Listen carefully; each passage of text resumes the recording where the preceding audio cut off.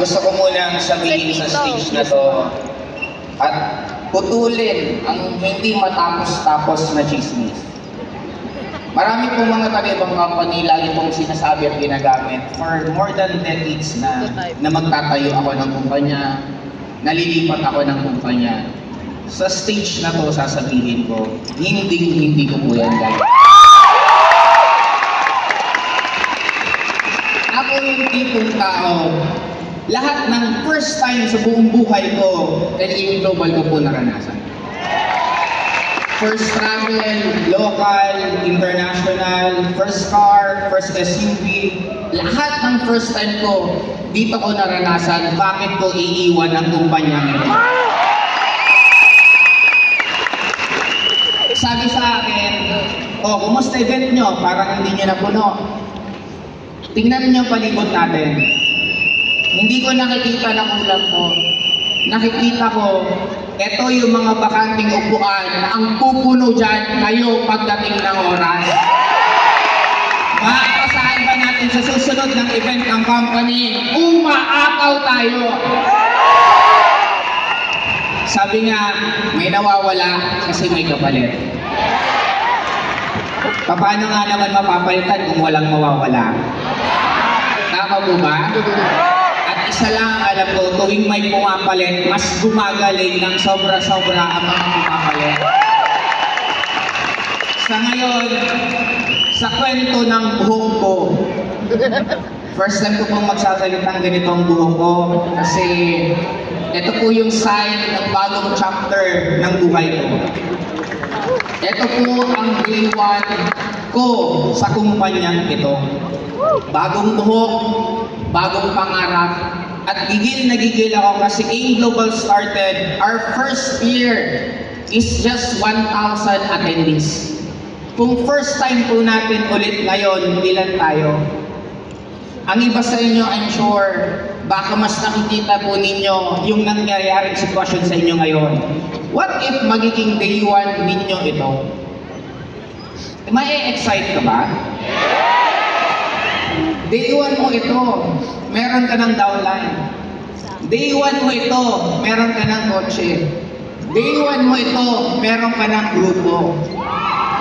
Ano na lang kaya ang mangyayari sa iyo another few years from now? Dapat huwag kayong mapagod, huwag kayong magsawa na laging maging first time nyo. Kasi isa lang po sure ko, we are very, very, very lucky na nandito po tayo sa kumpanyang tinatawag ng AIM Global.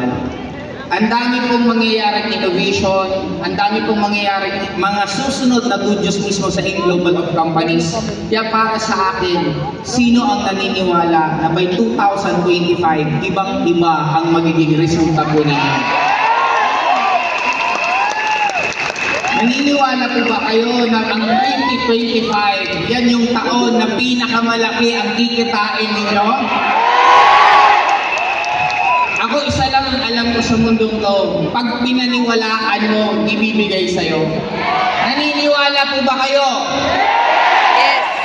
Now, maraming proud na mga taga-ibang company pag may mga galing sa atin na nakukuha nila. Normal yun kasi magagaling pag sinabing taga-AIM Global. Naniniwala po ba kayo na magagaling pag taga-AIM Global? Alam ko po, lahat po kayo may mga hinahangaan. Lahat po kayo may mga tao na pinapalakpakan. Isa lang po sure ko. I believe darating po ang time, ikaw naman ang pinapalakpakan. I believe na darating ang time, ikaw naman ang inahangaan. Ito na lang po para sa akin sa pagtatapos ko. Darating po ang time na magkakaroon pa kayo ng sariling kwento po ninyo dito. Sariling story nyo na ibang kwento katulad sa mga ibang nangyari. Ako, I'm very, very proud. AIM 1, ang grupo namin, we've been more than 15 years na ang dami-dami po laging top earner galing po sa M1. And for the past 3 years, marami pong ibang grupo ang naglumaki na talagang nakaka-inspire din po ang results. Kaya gusto ko lang munang batiin sila for being an inspiration sa buong company. Pwedeng palakpakan po natin ang Atomics, ang Explosion, ang Ellipse Empire, at ang VIP po nila Lance. Pwedeng palakpakan po natin. I-remind ko lang po kayo, pahiram lang po namin yung mga rank na yan. Antayin po ninyo. Hindi po sa pagyayabang, I'm just challenging you kasi kami din po na-challenge din po sa inyo. Kumbaga maghilahan po tayo pataas, magtulungan tayo pataas kasi isa lang ang nakikita ko. Nasa kwarto pong ito, nandito po sa venue ito, ang susunod na makikilala sa AIM Global na kumpanya. Naniniwala ako na nasa venue ito, ang susunod na pumpuno ng kampo. May mga nawala, dumating naman kayo, kaya alam ko, darating ang time, lalakas ng sobra-sobra ulit tayo, hindi lang sa Pilipinas, kundi sa buong mundo. Kaya sa akin, sa last, gusto kong sabihin sa lahat po ng kinikilabutan at nararamdaman po ninyo, nayayaman ka, dapat tumayo ka kasi